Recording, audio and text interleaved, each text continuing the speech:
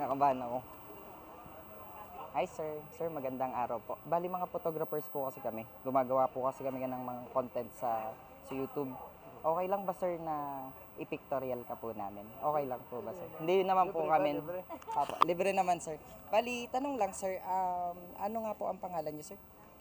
Ali Akbar Langilaw. Wow. Ano po yung posisyon na naipanalo nyo ngayong halalan? Bale, kagawad ako ng Barangay Gis ngayon. First laban yung panalo. Anyway, sir, hindi naman po nakakaabala. Ay, hindi naman. Hindi Sige po. Bali, okay lang po ba na i-pictorial ka namin dito sa may harap po ng ano? Dito lang po, tsaka dito lang sa part na to. Okay lang, sir? Thank you sir na madami.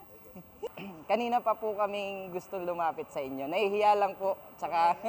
Ay naman ay sanay naman sa... Papa. Bali sir dito, sa part na to,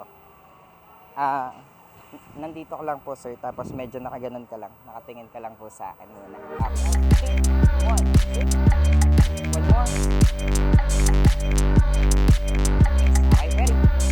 Wait lang sir. Nice. Shot. So, nakaganon ka lang sir, tapos medyo nakagilid lang po yung ano. Okay, ready? One, two.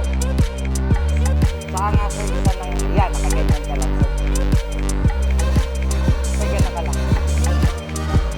Sir, nakita ko lang po sa inyo. Yan. Tapos dito sir, yan.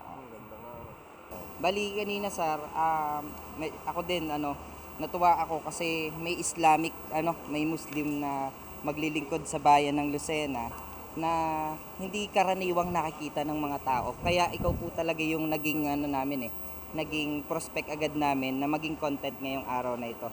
Sir, gusto ko lang ding makahingi ng kaunting mensahe sa iyo para sa mga katulad ko na natakot sa mga Muslim o Islamic na hindi akala namin hindi kayo approachable or hindi kayo friendly. Ano po yung mensahe nyo para sa mga ganong klaseng tao na katulad ko na natakot din kaninang lumapit kasi baka ma-reject mga ganon po.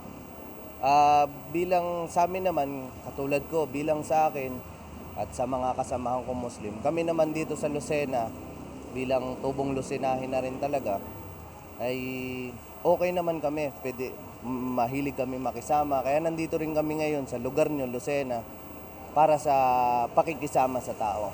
Actually, kanina po talagang sabi ko, ano ba, lalapitan ko ba o hindi? Hindi ko alam. Baka ma-reject ako. Ayun, yun yung nasa isip ko kanina.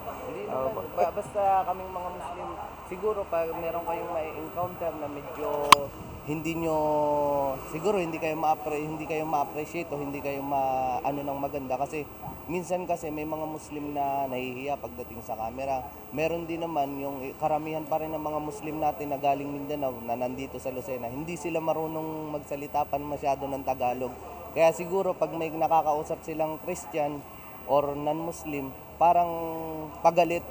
Kasi kami pag nagsasalita kami ng mga katulad ko bilang ang tribo ko Maranao, yung mga salitain namin medyo may pagalit yon pero hindi naman totally galit talaga. Kaya pag nag-uusap kami mga Muslim, parang nagsisigawan kami pero yun ay natural na usapan lang yun. Wow, grabe sir. Maraming salamat po ulit sa opportunity na ibinigay niyo po sa amin. Thank you po talaga ng marami sir. Thank you.